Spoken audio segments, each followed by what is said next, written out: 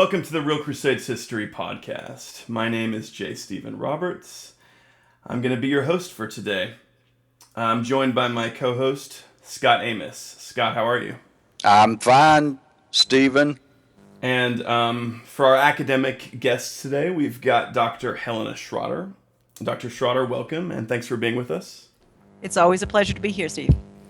And we're also welcoming back Dr. Stephen Donnachie. Dr. Donnachie, thanks for being here. How are you doing? I'm doing very well. Thank you very much for having me back. Great. So our topic today, as we continue through the Third Crusade, is this is going to be Richard the Lionheart's Conquest of Cyprus. So we left off discussing initial preparations for the Crusade back in Europe, and part of his voyage to the Holy Land was going to involve Richard stopping off at Sicily. But we're going to pick up as he departs from there. So on April 10th of 1191, Richard's 200-vessel fleet departs from Messina. 3 days later, on Good Friday, a storm blows up. Richard is able to keep most of the fleet together, but some ships are blown off course. On April 17th, the fleet rendezvous at Crete, and Richard realizes that around 25 of his ships have been lost, and including the large ship containing Richard's sister, Joan, and his fiancée, Berengaria. So I'm going to start off by addressing the first question to you first, Dr. Schrader. Is there any truth to this idea that we get sometimes from novels that Joan was Richard's favorite sibling, that he had an especially close friendship with her? I frankly think that's unlikely and probably is more fictional than fact. They were 7 years apart, which means that she was born, Richard was already 7. He would have been 14 when she starts to be, an adorable child, at which point he was basically off in his own household. I mean, you can't exclude it. We know very, very little about medieval childhood in general and about, children relationship. We should never exclude the possibility that children would bond. It happens all over the world in any society, but I don't think we have any evidence of it. Let me put it that way. I think, however, that we can probably say that as a result of this adventure, which the two of them go through together over the next year and a half, the entire time that they're on the crusade, on the Third Crusade, they probably did develop a very close relationship. It would be difficult for two people to spend as much time as they did together in such difficult and unusual circumstances without that becoming a bond, which then is reflected later in the rest of Richard's career. Dr. Donnachie, did you have anything to add to that? Or? Oh, no, I'd agree. I mean, Richard was 7 years older than Joan, so by the time he sort of become aware of her as a separate person as a child, that he himself would be disappearing off to Aquitaine from the early 1170s onwards, and wouldn't have seen her really until he arrived in Sicily. Some many years later. I suppose the case is that nothing breeds familiarity like shared adversity, really. So I think it's much more of an invention from later on that their relationship becomes closer because of all of the the hardships that they face in Sicily and Cyprus and the Crusade and onwards.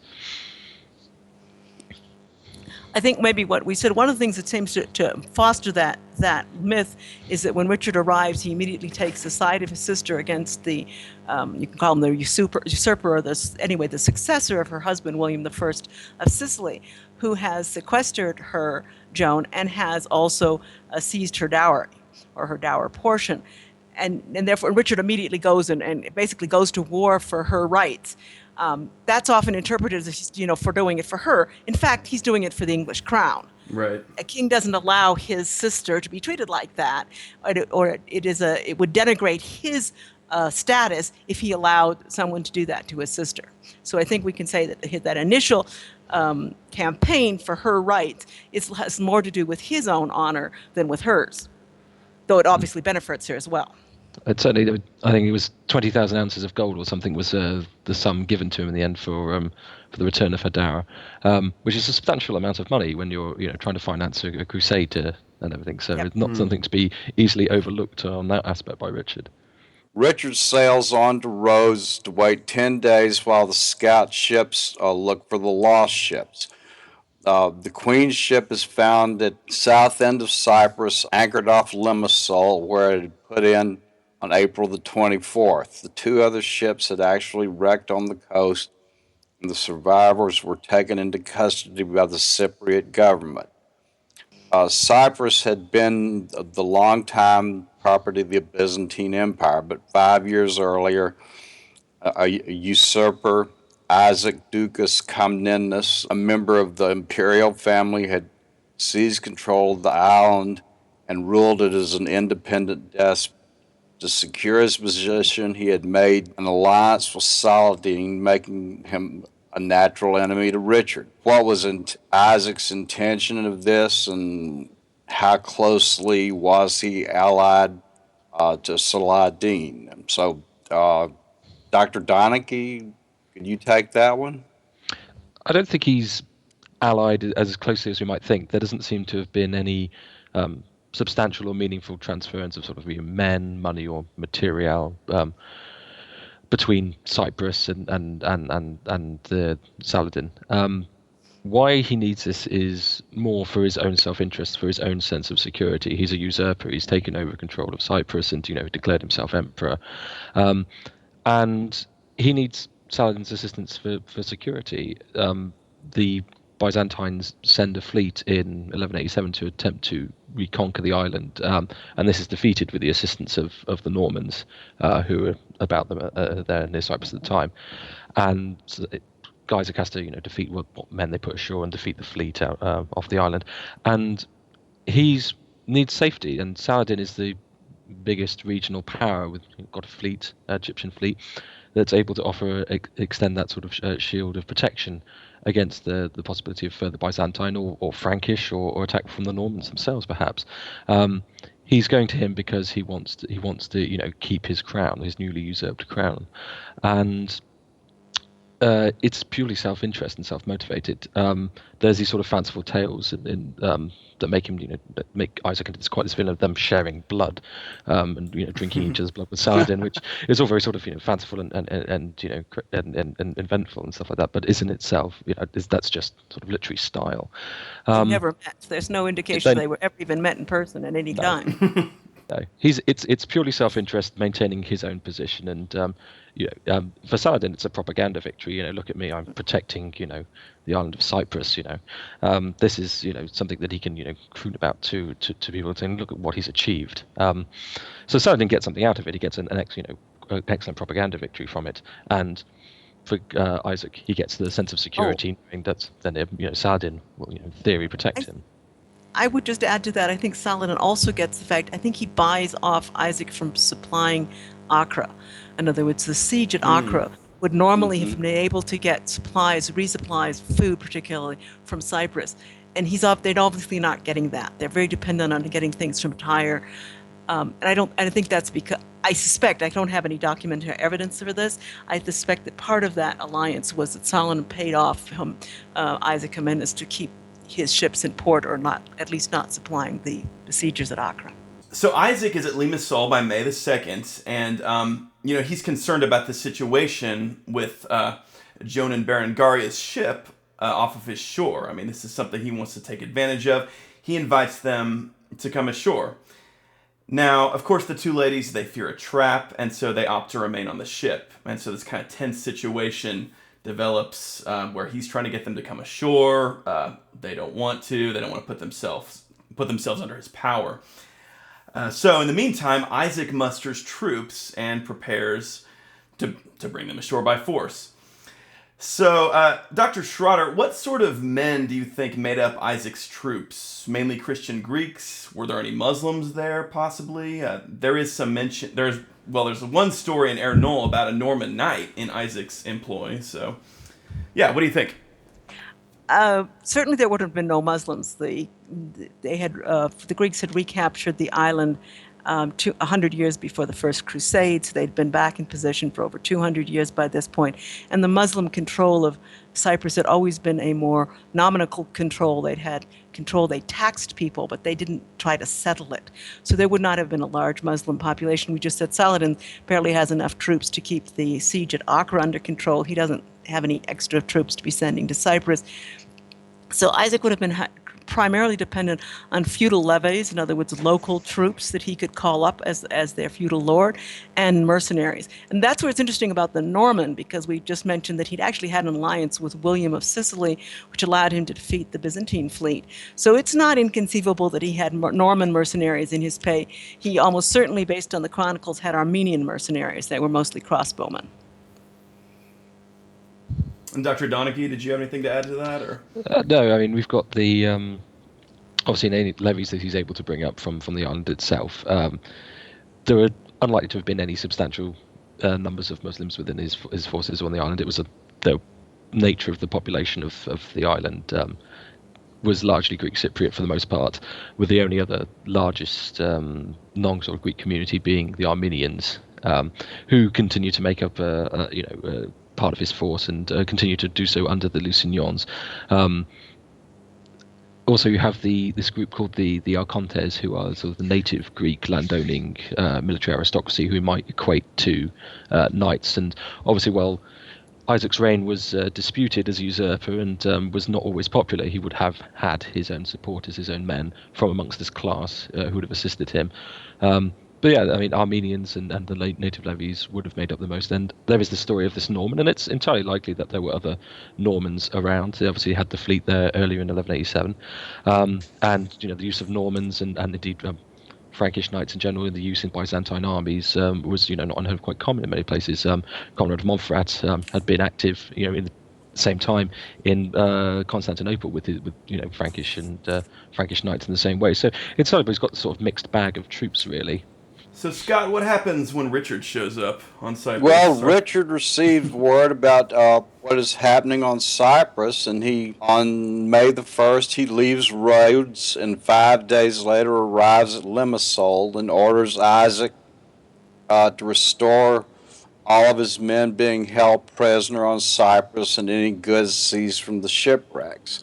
Isaac refuses and fortifies the shore. Richard immediately launches an attack and personally leads the assault on the beach. And there's a brief battle between Richard's forces and the Cypriots, but the Cypriots quickly retreat.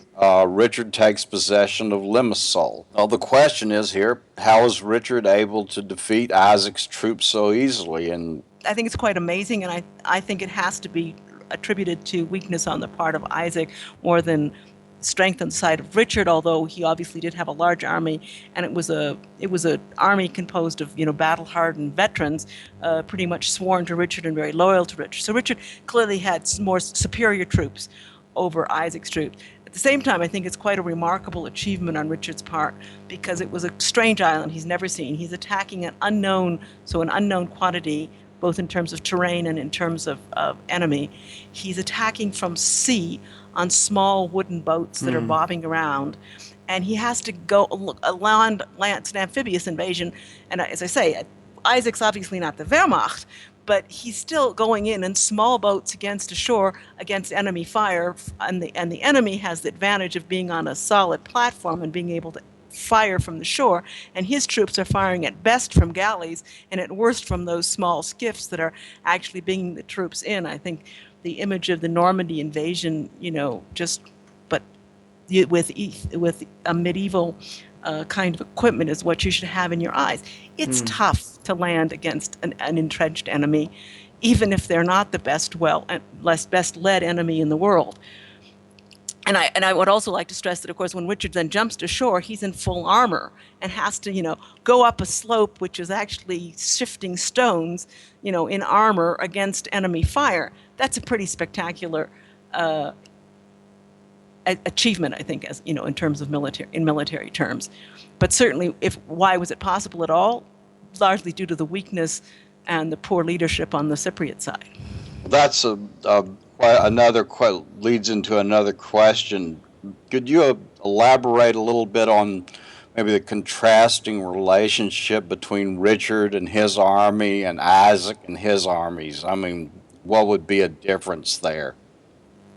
Steve, do you want to take that one? Yeah, I mean, Isaac has usurped his position, and if what the sources sort of indicate is he's not a popular fellow, he's oppressive and tyrannical and all that sort of thing. And well, from Richard's perspective, much of the accusations of despotism and tyranny are sort of maybe later inventions to justify Richard's attack on the island and his conquest by removing a tyrant. Isaac was not always a popular fellow, and has that that's undoubtedly affected his military command and his capabilities. Not everyone within the sort of the Archontes class is definitely going to be on his side. So individuals who might equate to knights are not all there. He can't summon everyone, and Richard's force is much more unified. I mean, they have this, a crusading ideology, as it were, that to bind them together in a greater sense. Whereas Isaac is relying on paid men, mercenaries, who no doubt are capable and loyal, but are not bound in the same way as they are to Richard, as Richard's own men are to him. Would you say that Isaac was just maybe indifferent toward his military forces, or it really the superiority of what you were just discussing? It's hard to say. I mean, there's no real indication as to what Isaac's sort of stance towards his own troops were. Richard is very much seen as sort of a soldier's soldier. He's he fights from the front. He takes a command. He takes leads. He's there with his men, risking the same dangers as they are. Whether that's boldness or recklessness is that depends on your opinion of Richard.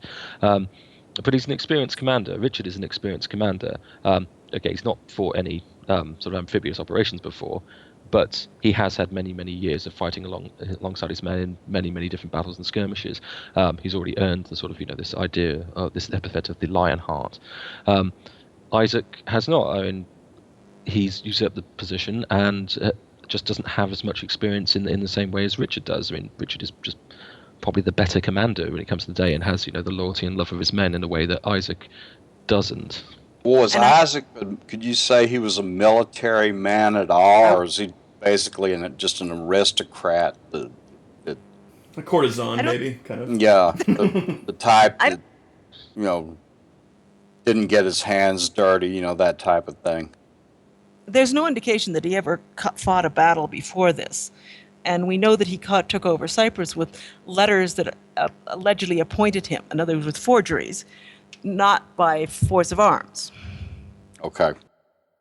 Yeah, I think, the sources seem to indicate that, Richard was the kind of commander who just inspired this incredible loyalty in his troops. And, dealing with somebody like Isaac here, we're almost looking at the exact opposite sort of commander, someone who didn't really know much about military matters, and certainly wasn't going to fight beside his troops, and wasn't going to inspire any kind of loyalty, or certainly not the kind of fanatical following that Richard seemed to inspire, just by fighting alongside his troops the way he did. So, if Isaac does, I think it's more a case that it's that sort of detached theoretical man of his age sort of attitude to warfare, which he's a member of a class that it is supposed to be militaristic, but Richard has actually been fighting in for years, and therefore has the very real and very immediate experience, right, which Isaac lacks.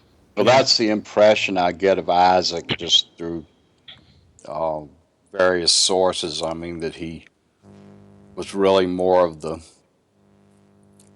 aristocratic or ruling class, and just who didn't have any direct one relationship of the many intriguers hanging around Constantinople type of personality, I'm guessing. So, so anyway, the next thing that happens is we get the situation where Isaac camps 5 miles away from the city. And his intention is to launch an attack the next day.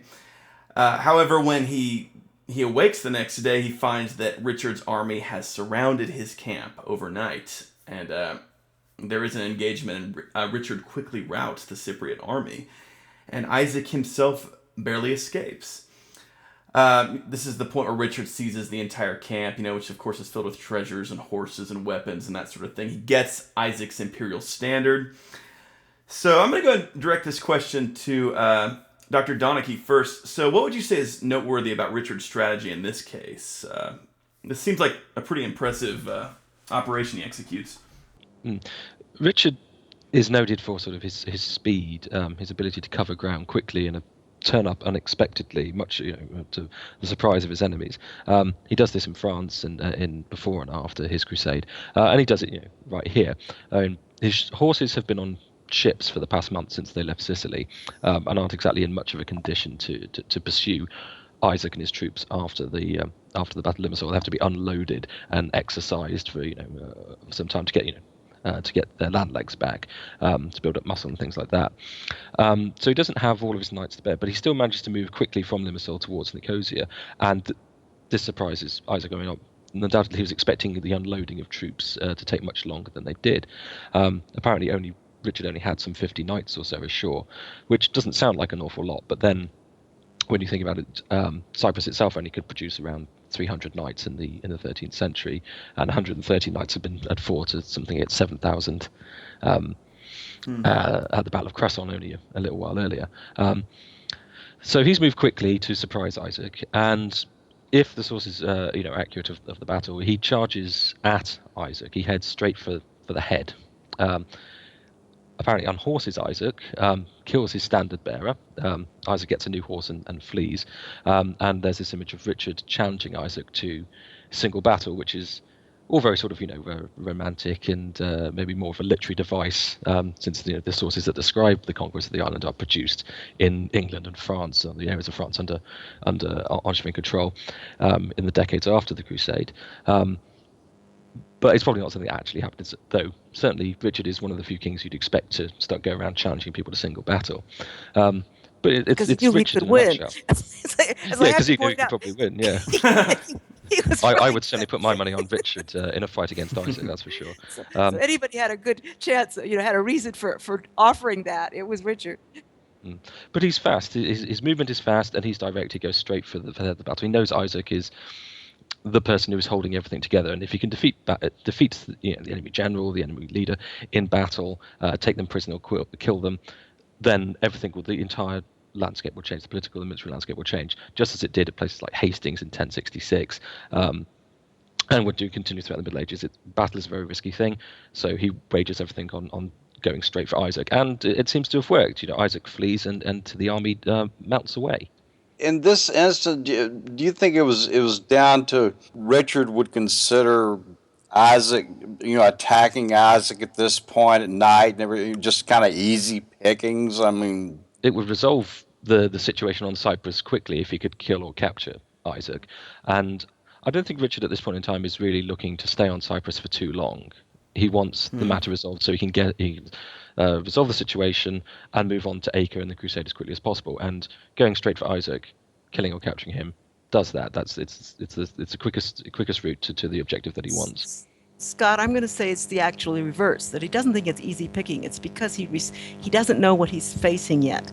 Okay, he's managed to get ashore, he's got a victory, but he doesn't know if Isaac can pull together more troops. He doesn't really know the situation there.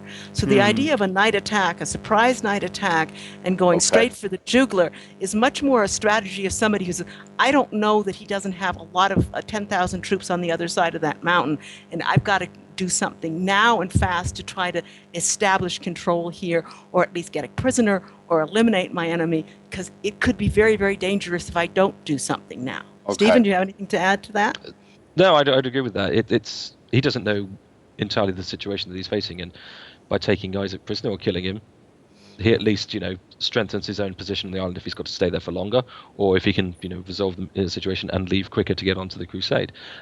Isaac, one way or the other, is a prime target, and the best option for him to advance his position as best he can. The local landowners now begin to submit to Richard after this victory, and by the 11th of May, Isaac is virtually without any supporters and sues for peace. On the same day, Guy and Geoffrey of Lusignan arrived to visit Richard, asking for his aid in recovering the kingdom of Jerusalem. He wants support against Philip II, who has arrived at Acre on April 20th and who wanted to disinherit them. He does homage to Richard. And how important was Richard to Guy's position as king of Jerusalem at this point? Who are you asking? I think it's your turn, You, Dr. Schrader. Helena, go ahead and take it. Okay, I mean, I'm going to say it's critical, and I'll go back a bit. We're saying disinherit him. What's happening here is that Philip II of France has come in and thrown his entire weight behind Conrad de Montferrat, who is now claiming the throne of Jerusalem by virtue of his wife Isabella. In the meantime, what's happened, I don't know if we've even mentioned this before, Sibylla of Jerusalem, who was from whom Guy derived his entire claim to the throne of Jerusalem, has died at the camp in Acre, right. along with both of the children he's had by her. So Guy, although he's an anointed king, actually has lost legitimacy for being king of Jerusalem.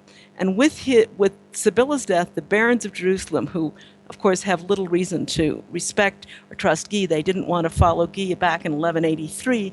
They tried to get rid of Guy from the succession.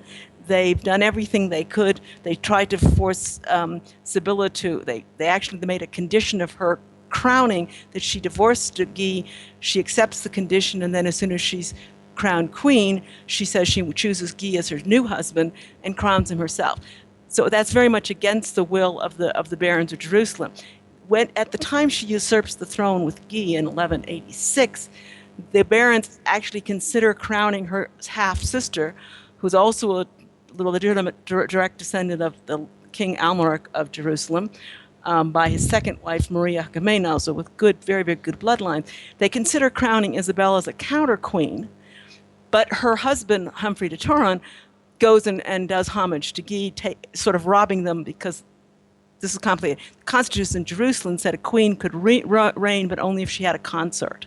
So although the throne of Jerusalem goes through the queens, she had to have a husband. And the minute Isabella's husband did homage to Guy, Isabella is no longer a viable candidate. So what happens is when Sibylla dies, the barons say, now the legitimate queen of Jerusalem is Isabella, but this Humphreys betrayed us once already. We don't trust him. He's not an effective commander. He's more of a poet. The chronicles are very explicit about him being more like a woman than a man.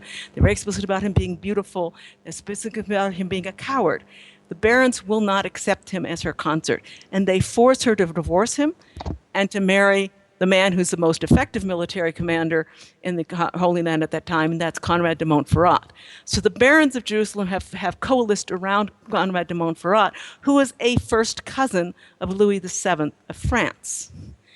So when Philip arrives, this is a kinsman, and he backs Conrad as king of Jerusalem, thereby saying we no longer recognize Guy as king of Jerusalem. So Guy has lost all of credibility. He never had much credibility in the first place. He's lost the Battle of Hattin. He's done over a year and a half. He's been sieging Acre without any success.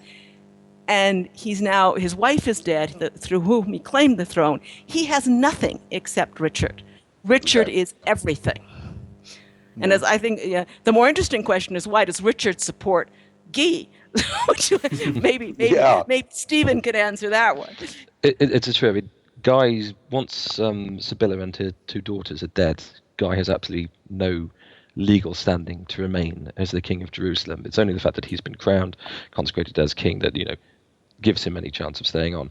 And as soon as they're dead, the barons of Jerusalem abandon him and quickly begin to support Conrad and marry him to Isabella, and want him as their new king. Richard is integral to keeping Guy's aspirations alive. Richard has an army, he has the power, he has the force to support Guy as a candidate for the throne, to keep him in power. Conrad call on his own, he calls on Philip, he calls on Germans. He's also related to the Holy Roman Emperors, and it's when Duke Frederick VI of Swabia is on his way to the Holy Land with the remnants of the German Crusaders, when news that Duke Frederick is on his way arrives in Guy's camp, there's a sense of trepidation and fear that was so notable that even Bahaldin in the Muslim camp alongside Saladin was aware that there was this sense of fear. And so, Richard is integral to propping Guy up. Why does Richard do it? A couple of reasons. Richard is related to the royal line of the kings of Jerusalem. They're a cadet house of Anjou, going back to Fulk of Anjou, like his own great grandfather. Sibylla was therefore, a kinswoman to him a cousin, and Guy was her husband. And to an extent, I imagine he feels a sense of pride and duty but in that regard. Isabella's just as much. Wait a minute, Isabella's just as much a kinswoman to him. It's as true. Sibella Isabella says that, but Guy is also Through technically also Falk's his. line, right? Guy is also his man. Vassal. That's He's vassal. He's the Count of Richard's the Count of Poitou, and the Lusignans are important vassals to the Counts of Poitou, and Richard has. Obviously, it's not only a Guy, Amory, and Geoffrey de Lusignan already there on the Crusade. He also got Hugh the Ninth, Guy's nephew, who is the Lord of Lusignan, with him as well. So I think he's got a sort of sense of duty that Guy is his man. You know, he was connected to this cadet house that was of his own family, and he wants him in position. And you know, he has obviously a rivalry with Philip, and if Philip is supporting Conrad that well, Richard's got to support Guy then. Yeah, I think that. Yeah, I think.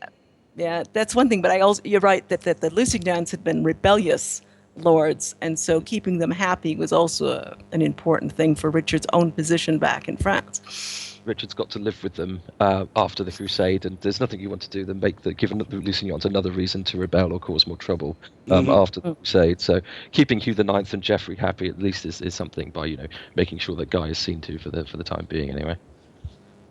But Guy, I mean, he is, without Richard, he's got nothing. Right. Pretty much at this point. Okay. He's got his own group of barons around him, but the majority of the important barons, people like Balian of Ibelin, Reynard of Sidon, the Tiberius brothers have all gone over to Conrad. So he's got a small rump party about him, and much of this is based on people like Amory and Geoffrey de Lusignan, who is kin anyway, so are naturally going to support him. May the 12th, then Richard marries Berengaria in the chapel of St. George in Limassol, and she's crowned Queen of England by John, Bishop of Evreux. What do we know about Richard and Berengaria's relationship? Do we know anything of note about Berengaria herself? Not a huge amount. I mean, she's the sort of shadowy figure that exists in the chronicles. She's there, she's about, but she doesn't really ever come off the historical page in the same way that Richard does, which is a shame really, because it's quite a shame that we don't really know a lot more about her or relationship to Richard. And I suppose it makes sense really. I mean, when you have these characters, as it were, like Richard the Lionheart and Eleanor of Aquitaine, to compete with, you're always going to be overshadowed, and you're never going to quite get the limelight of it. But we don't know as much as we'd like, unfortunately. I mean, they marry, and there she is. I mean, it's a bit. I mean, it's a good. I mean, Richard marries her as part of his.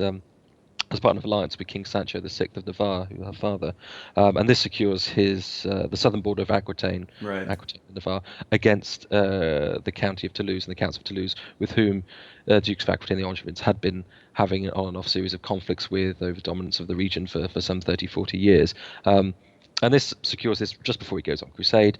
He's got someone to watch his southern border and help exert dominance over the region. And we don't tend to think of Richard the Lionheart in terms of international diplomacy and politics. We tend to think of him as as a warrior and a fighter and a general, things like that. But he is actually quite good at these sort of things. He's very much aware of this, and his marriage with Berengaria is part of this grander strategy to secure the so-called Angevin Empire in his absence while he's on crusade. Well, the next thing, of course, this brings up is the persistent myth, or it just keeps popping up, about Richard's supposed homosexuality or tendencies that way. There's a well-known passage in the Gesta Regis Riccardi, written by Roger of Howden, that Richard sharing a bed with Philip of France. The argument that Richard may have been homosexual is one that is regularly advanced. And I, for one, have never really been that convinced by the argument that's been put forward. What I think we tend to do is we are perhaps projecting our own very modern notions of what is or what constitutes homosexuality, and projecting them back onto the Middle Ages more readily, certainly with the rise of things like looking into the history of homosexuality, gender history, things like that, that we've maybe tried to seek out things, and maybe we're looking for them and finding them in places where maybe they don't really exist. The idea of homosexuality in the Middle Ages, of what constitutes someone being a homosexual and what is a homosexual act, is very different to what we would consider it now. So you have this this famous scene, obviously, where Richard kisses Philip II, and then they get into bed. This is not the sort of homosexual act. This is the sort of kiss of peace, homage, trust between two rulers, or between a vassal and his lord. And the act of getting into bed is literally just that, a political stage show, political act of showing that they are in bed together, that there is this level of trust and between them. I think what we're doing is reading maybe homosexuality into homosociality, and I don't think really Richard is homosexual. I mean, he does marry Berengaria, and though they produce no children, the lack of children itself is not exactly conclusive proof of homosexuality. And he does have a bastard child. He does have an illegitimate child, Philip of Cognac. So at the very least, if it is the case that Richard was homosexual, he's not exclusively homosexual, as the case must be. I don't think it really works. I certainly recall the word from the medieval Latin, the word they used for the love that is between Richard and Philip is not a word that, while it can be translated as love, is not the word for love that would imply sexual or lust or romantic relationships, as opposed to sort of I think it's respect and or familiarity, that sort of love. Well, I would add that we have a situation here where there's a couple cases where Richard does penance for his sins and very publicly, and I think, again, you may know this better than I do, any of you, but I think that he is accused of sexual sins, but there's nothing that says it's sodomite, and the fact is he is accused of having fornication and having had relations with women. So again, if he was homosexual, it was much more of a bisexual relationship, because there's clear indications that he was castigated by the priests for having affairs and having women as well. The other thing I think that's key here is, correct me if I'm wrong, but my understanding was the church, yes, fornication was a sin, and yes, adultery was a sin, but it was very common. It happened all the time. Priests had concubines. Popes had concubines. Men sinned. Sodomy was on a different level of sin. Sodomy was considered absolutely a unnatural, you don't talk about this kind of sin. Right, yeah. Would it have been recorded by any of the chroniclers if that had been what they were talking about? That's what I'm trying to get at. Yeah. If at the time of his life, Richard had really seriously been considered someone who might have been a sodomite, I just think the chronicles would have written about him differently, even comparing it to the way they describe Humphrey of Toron, where he looks like a girl, he has no courage, he was more of a girl than a man. That's getting awful close to saying outright they thought he was homosexual. And even that stays a little bit short of actually accusing him of being a sodomite. When you go to the destruction of the Templars, sorry, Jim, just to finish, that's one of the crimes that Philip IV accuses the Templars is sodomy, because it's so repulsive to the medieval mentality. There's also the issue that the term of sodomy, when used in the medieval context, while we tend to associate it and predominantly associate it with sort of homosexual acts, it's also a more generic term for unnatural acts. So when someone is accused of being a sodomite, or their suggestion of sodomy, we tend to think of it being homosexuality, but it could actually apply to an awful lot of other things. So if Richard is doing penances for ideas of committing sodomy, that doesn't necessarily mean that it was some sort of homosexual act. It could have been something else. But I don't even think they used the word, do they? Yeah.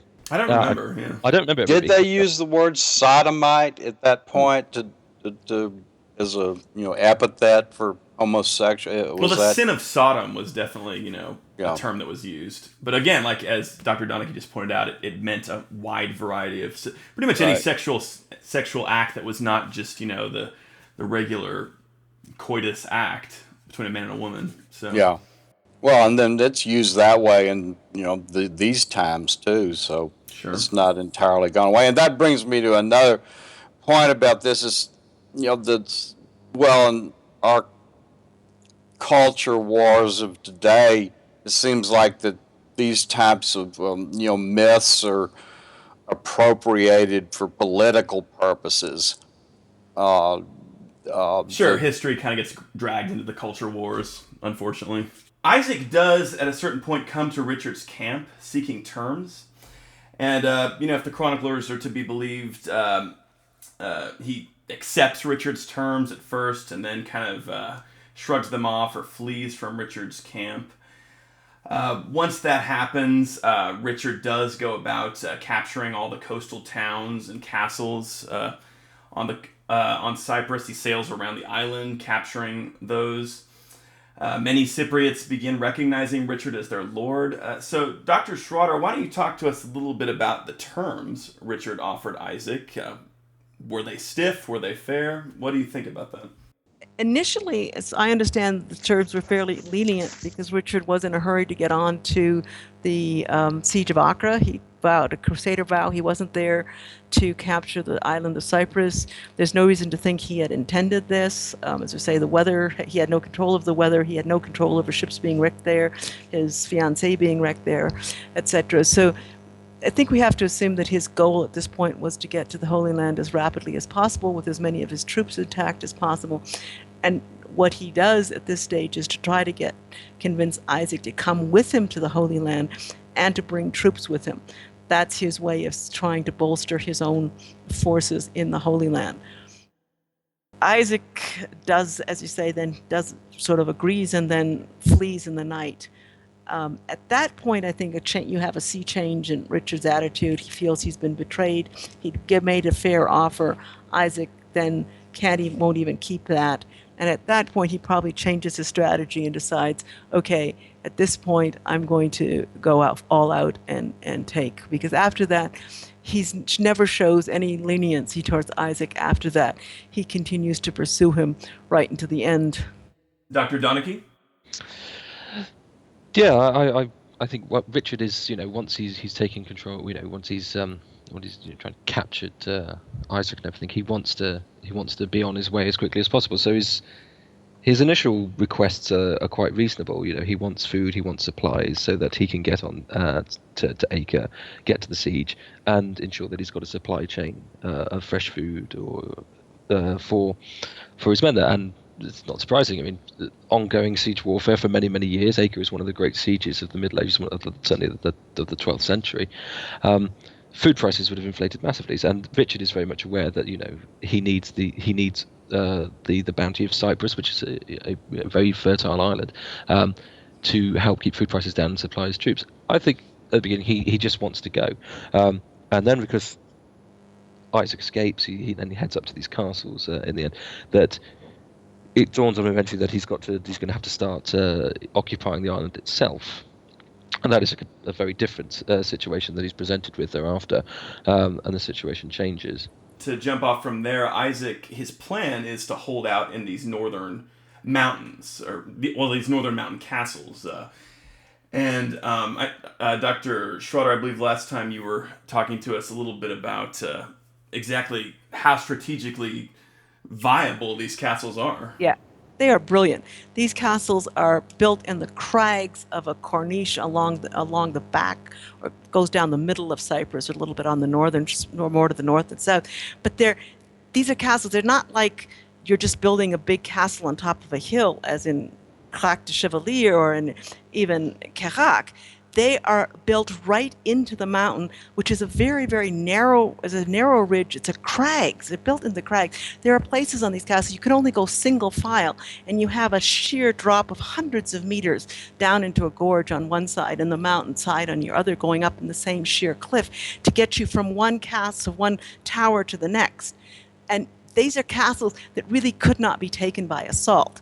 So to the extent that Isaac could have retreated there and held those castles, they could only be taken by siege. And as we've just said, Richard does not have time to spend months and months in besieging castles in Cyprus, because that would delay him getting to the Holy Land and fulfilling his vow to recapture Jerusalem. So Isaac's strategy is very rational to say, I'm just going to go into these mountains and force him to either, he can't take me by assault, but and they force him to go into siege, which he probably doesn't want to do. So he's going to give up, and then he's going to go away, and I'll have my island back. I'll be able to take it back again. That doesn't work is probably due to the fact that what you mentioned earlier, he's being deserted by his men and his mercenaries at this point. And even the most indefensible and impregnable castle can't be held by one person. You need a garrison. You need a couple hundred, well, not even 100 men. These castles could probably have been held by a couple score of men.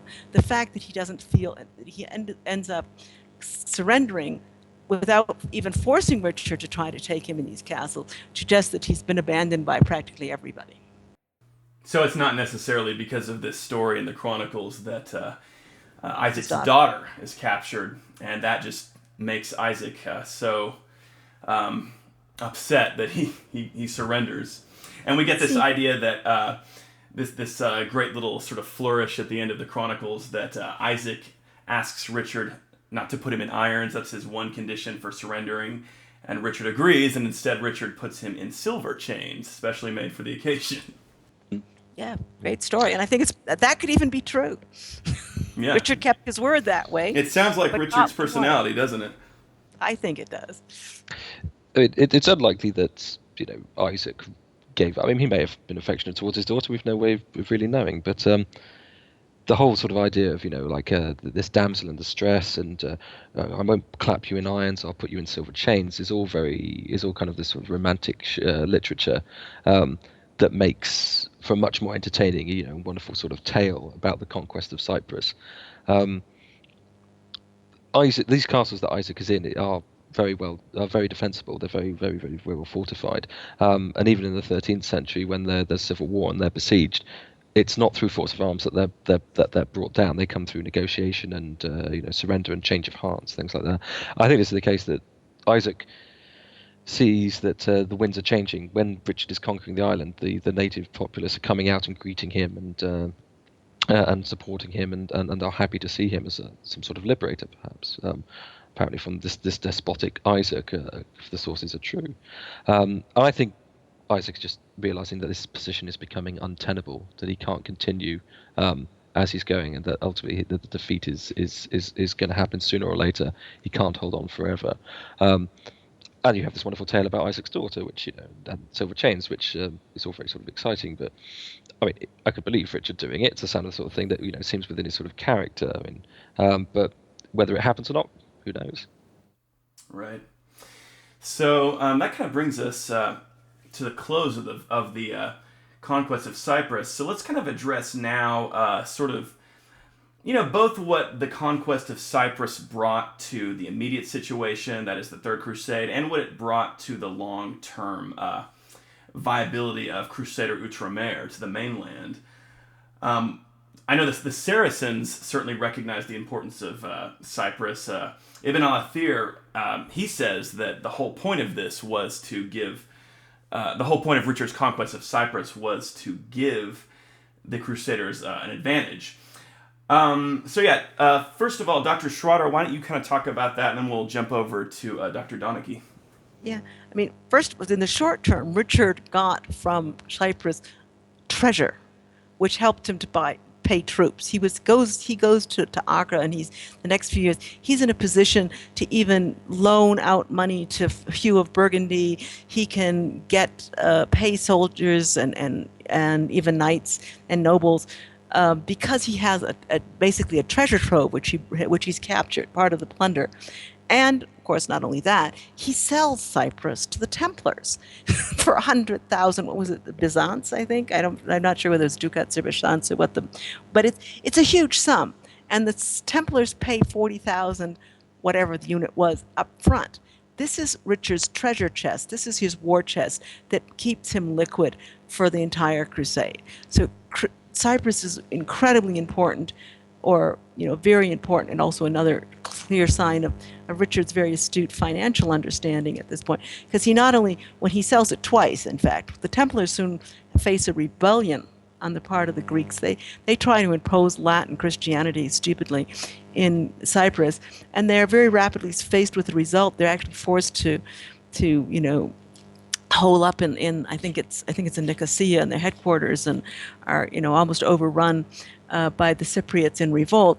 And then they realize they can't be both in Cyprus and trying to fight the war for the Holy Land, and they give the island back to Richard, who then has the opportunity to sell it a second time, this time to Guy de Lusignan. I think we'll get to that later in this story about the Third Crusade. I just want to point out that here we have Richard showing his really sharp understanding of finances and how he can optimize his benefit from this conquest. He gets treasure immediately. He also sells the island, and that keeps him liquid for the next, as I say, year and a half. Yeah, Dr. Donnachie? Cyprus. I mean, the conquest of Cyprus by Richard, which appears basically opportunistic. I mean, there's no real evidence that Richard ever planned to do this beforehand, and a series of events, storms, and other such things. Provided with an opportunity to conquer Cyprus, and he does so, within a month, which is a pretty pretty significant feat. So it's quite an accomplishment, and with almost no casualties, if I may point it. With That's casualties also quite low. Yeah, two and, is what for. Two, I think is what it's. Yeah, and, two. That's not bad. So he's done a pretty good job. This becomes the fifth Crusader state, as it were, the fifth Frankish territory in Outremer, and once it's passed into the hands of Guy de Lusignan in 1192, it remains in the Lusignan dynasty of kings there until 1474, where it passes into the hands of Caterina Cornaro as the widow of the last Lusignan king, and then from Caterina to Venice, which it remains until 1571, when it finally falls to the Ottoman Turks. In this regard, it's the longest lived of the Crusader states, as it were, and it's only one of the most lasting legacies of the Third Crusade. Cyprus provides a bastion of safety. Its capture, which was opportunistic at the time, is incredibly important thereafter. It's a bastion of safety. It's an island.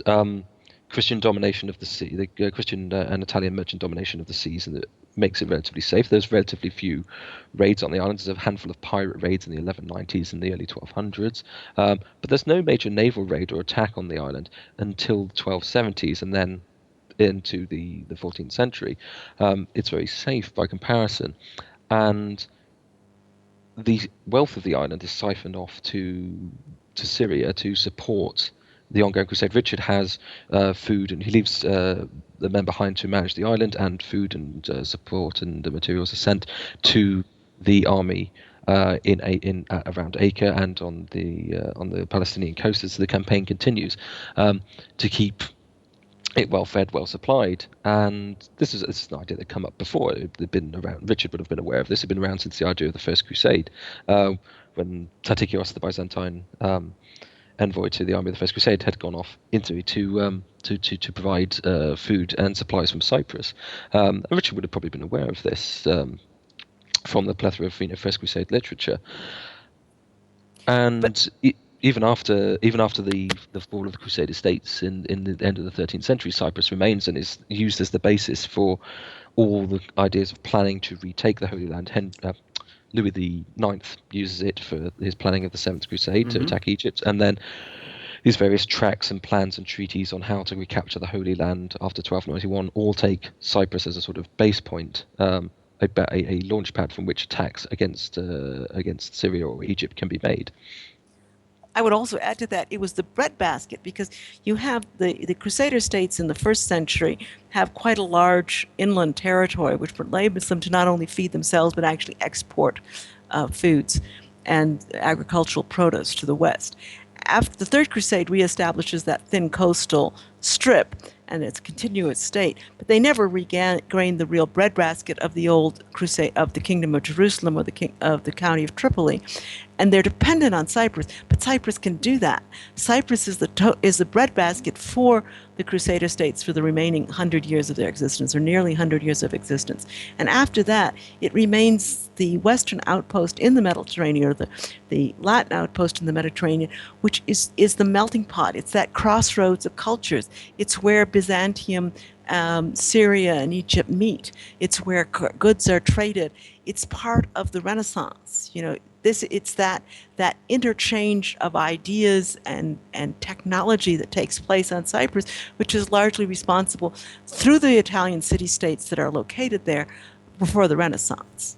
Yeah, I really think that the conquest of Cyprus, it's sort of one of the more overlooked aspects of the Third Crusade, and when you overlook it, you don't recognize that really the Third Crusade was a pretty a remarkably successful expedition, although it didn't take Jerusalem. The conquest of Cyprus, the reestablishment of a lot of the cities that had been lost. So yeah, I think it's definitely a very important part of this story. So that pretty much brings us to the end of our podcast about the conquest of Cyprus. I want to thank everybody who was here with us today. Scott, thanks for co-hosting with me. Of course.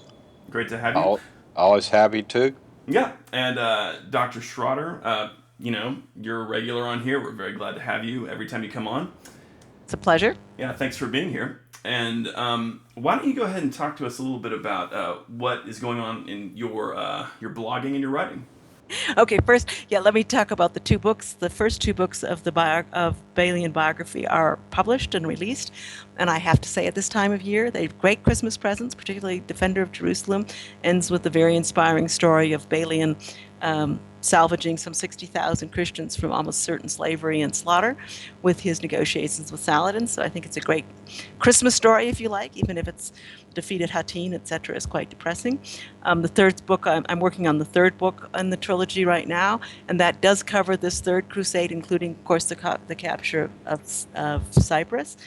Otherwise, weekly, I have a blog, which is it's Defending Crusader Kingdoms, all one word, .blogspot.com, where I put up an article every week about the Crusader Kingdoms or about Crusaders, various personalities. I've done one on the abduction of Isabella, which is so important here for her marriage or her divorce of Humphrey of Torun and marriage with Conrad de Montferrat. The most recent one was on the Hospitallers, etc. So once a week I try to put that up, and on the website, which is defenderofjerusalem.com, I collect those articles by theme, so you can go to the website if you're interested in looking at Crusader castles, or you want to look at biographies, or you want reviews of books about the topic.